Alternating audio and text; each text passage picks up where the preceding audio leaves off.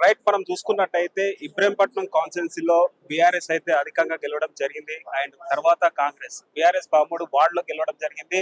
And Congress 8 వార్డులో and BJP 2 వార్డులో గెలవడం జరిగింది. సో ఇబ్రహీంపట్నం కాన్స్టిట్యున్సీకి 19వ వార్డుకి సంబంధించిన ఆకుల యాదగిరి గారు అయితే మనతో ఉన్నారు. అండ్ సొంత పార్టీ వాళ్ళే నన్ను కిడ్నాప్ చేసి చిత్రహింసలు చేశారనేసి కూడా ఆకుల యాదగిరి గారు చెప్పుకోవడం జరుగుతుంది. అసలు ఏం చేశారు ఏంటి అనే మాటలు అడిగి తెలుసుకుందాం. నమస్కారం అండి. అసలు ఏం జరిగిందండి? సొంత పార్టీ బీఆర్ఎస్ వాళ్ళు మాజీ ఎమ్మెల్యే మంచిరెడ్డి కిషన్ రెడ్డి గారే మిమ్మల్ని కిడ్నాప్ చేశారనేసి కూడా చెప్పుకుంటూ వస్తున్నారు కదా, ఏం చేశారు, ఏం చెప్తారు? సార్, మనం ఫస్ట్ ఇబ్రహీంపట్నం మున్సిపల్ ఎలక్షన్ అయినప్పుడు నేను జనరల్ వార్డు నుంచి పోటీ చేశాను. నా ప్రచారంలో ఈయనే మున్సిపల్ చైర్మన్ అని ఆయన ప్రచారం చేశాడు. 19 ఇబ్రహీంపట్నం టౌన్ లో 19 కౌన్సిలర్లు ఉంటారు. షేర్గూడ 3, కానపూర్ 1, సీతారాంపేట 1. ఈ 19 వాళ్ళల్లో నాకు పేడ ప్రదేశం యాదగిరి చైర్మన్ అని మా మాజీ ఎమ్మెల్యే బచ్చకృష్ణ గారు చెప్పారు. నేను చైర్మన్ కాదని ఉంటా కదా అని నేను కూడా ఉత్సాహంగా పనిచేసా. తర్వాత 13 నాడు గెలవగానే ఈ 13 మంది కౌన్సిలర్లను ఆంధ్రప్రదేశ్ చీరాల ఫామ్ హౌస్ తీసుకుపోయారు. 13 నాడు నైట్ ఉన్నాము. 14 నాడు నైటు 2 గంటలకు ఆడ ఒక డిస్టర్బెన్స్ అయింది. మీరు ఇమ్మీడియట్లీ లేవాలని లేపి సముద్రం ఒడ్డుపట్టి నన్ను నడిపించుకుంటూ సపరేట్ నాకు కాల్ తీసుకొని పోయింది సార్.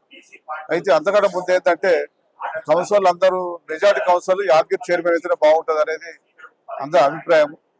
మా ఇబ్రాహీంపట్నం ప్రజలు కూడా యాదగిరి సీనియర్ నాయకులు వాళ్ళైతేనే బాగుంటుంది అనేది ఒక పబ్లిక్ లో వాయిస్.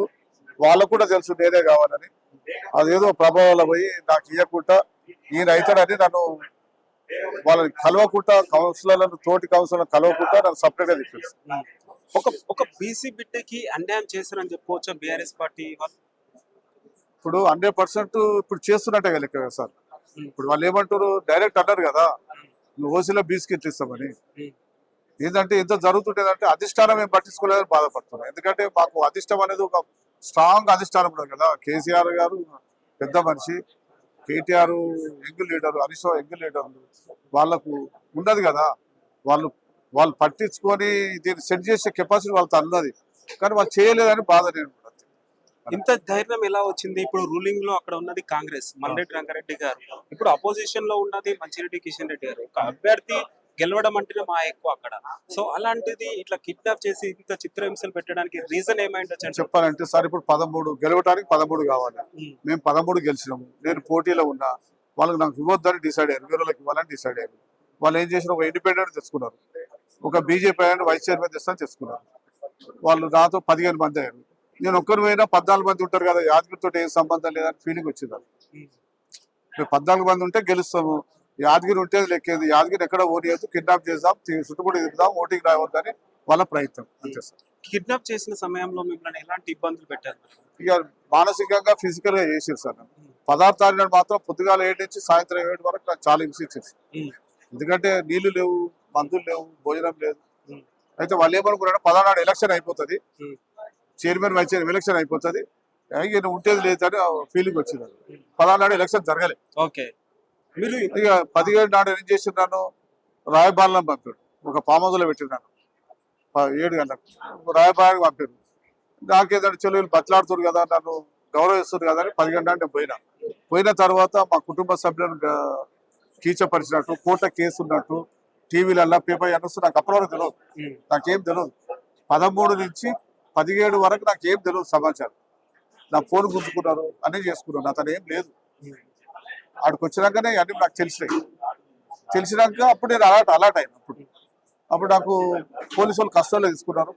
నాకు జడ్జి ముంగట కిడ్నాప్ కేసు ఉన్నది కాబట్టి పేరు నాకు హైకోర్టు జడ్జి నాకు ప్రారంభించ పెట్టింది. ఆ తర్వాత నాకు పోలీసు వాళ్ళు ఇప్పుడు రక్షణ ఇచ్చారు.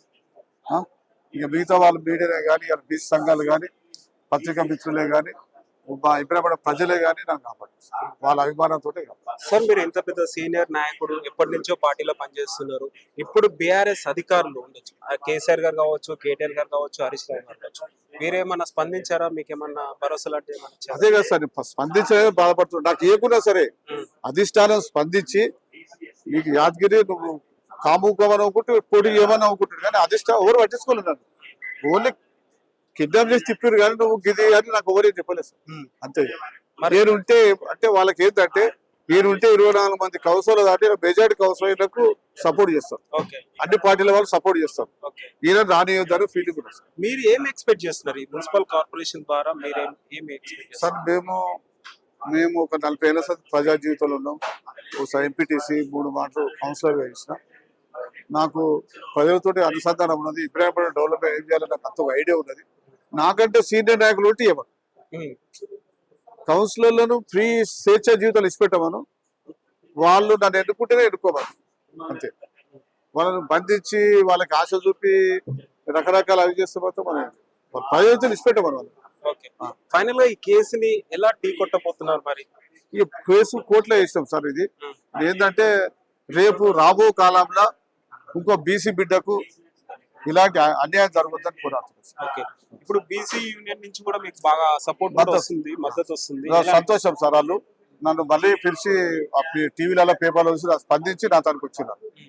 కానీ మా అధిష్టానం మాత్రం రాలేదు. రకరకాల మనకు చాలా మంది వచ్చి నన్ను సంప్రదిస్తున్నారు, కానీ మా పార్టీ మాత్రం ఎంతో సంప్రదించారు. మాజీ ఎమ్మెల్యే మంచిరెడ్డి కిషన్ రెడ్డి ప్రజలతో కావచ్చు కార్యకర్తలతో కావచ్చు ఎలా ఉంటారు మరి? ఇక తెలుసు కదా సార్. నేనైతే 40 ఏళ్ళ సంది మేము ఒక కుటుంబ సభ వాళ్ళ కుటుంబంలో నేను ఒక సభ్యునిగా ఉంటాను. నాకేం అన్యాయం చేసినప్పుడు ఈ అవతలకి ఏం చేసిన ఆకుల యాదగిరి ఏమైనా పార్టీ మారే ఛాన్స్ ఉండడం వల్ల కిడ్నాప్ చేశారంటారా మరి? ఇప్పుడు పార్టీ మారేది ఏమున్నది? ఇప్పుడు పార్టీ మారే రూలింగ్ లో కాంగ్రెస్ ఉంది కాబట్టి అక్కడ మల్రెడ్డి రంగారెడ్డి గారు గెలిచారు కాబట్టి మేబీ మారే ఛాన్స్ ఏమైనా ఉందేమో అని కిడ్నాప్ చేసిరేమో. అట్లేం లేదు సార్. ఇప్పుడు ఏంటంటే నాకు బీజేపీ కానీ కాంగ్రెస్ కానీ బీఆర్ఎస్ పార్టీ కానీ నేను చైర్మన్ కావాలని మెజార్టీ సభ్యులు కోరుకుంటున్నాను. స్వేచ్ఛ జీవితంలో నన్ను ఎవరు ఓటేసినా వాళ్ళ స్వీకరిస్తారు.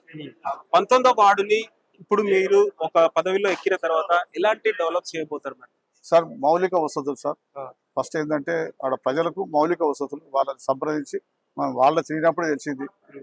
డ్రైనేజ్ వ్యవస్థనే కానీ రోడ్లే కానీ నిత్యావసర మనకు ఏంటంటే వాటరే కానీ లైట్సే కానీ అవి ముందుగా 4 మాత్రం ఇమ్మీడియట్లీ. ఇప్పుడు ఇబ్రహీంపట్నం కాన్స్టిట్యూన్సీ అంటే మెయిన్ గా గుర్తుకొచ్చేది ఫార్మసీ ద్వారా చాలా కంపెనీలు కూడా రాబోతున్నాయి. చాలా మంది భూములు కూడా తీసుకున్నారు. వాళ్ళకు కూడా ఒక అయోమయంలో ఉన్నారు ప్రజలు, భూములు ఇచ్చిన వాళ్ళని కూడా వింటూ ఉన్నాం వార్తల్లో. దాని ద్వారా మీరు ఏమైనా పోరాడే ఛాన్స్ ఉందంటారు ఒక బీసీ బిడ్డగా? సార్ ఇప్పుడు ఏమున్నదంటే అక్కడ కంపెనీలు మీరు అన్నట్టు కంపెనీలు వచ్చినాయి చాలా. మా లోకల్ వాళ్లకు ఒక 60% లోకల్ వాళ్ళకి అక్కడ జాబులు వేయాలని కోరాడుతున్నాం. సో ఫైనల్ ఏం చెప్తారు ఈ కేసు గురించి ప్రజలకి? కేసు ఏం లేదు సార్. ఇప్పుడు కేసు అయితే కోర్టులో ఉన్నది. ఇప్పుడున్న కౌన్సిలర్ను అందరూ బందీలుగా ఉన్నారు సార్. అందరినీ ఫ్రీగా ఇవ్వాలని కోరుకుంటున్నారు.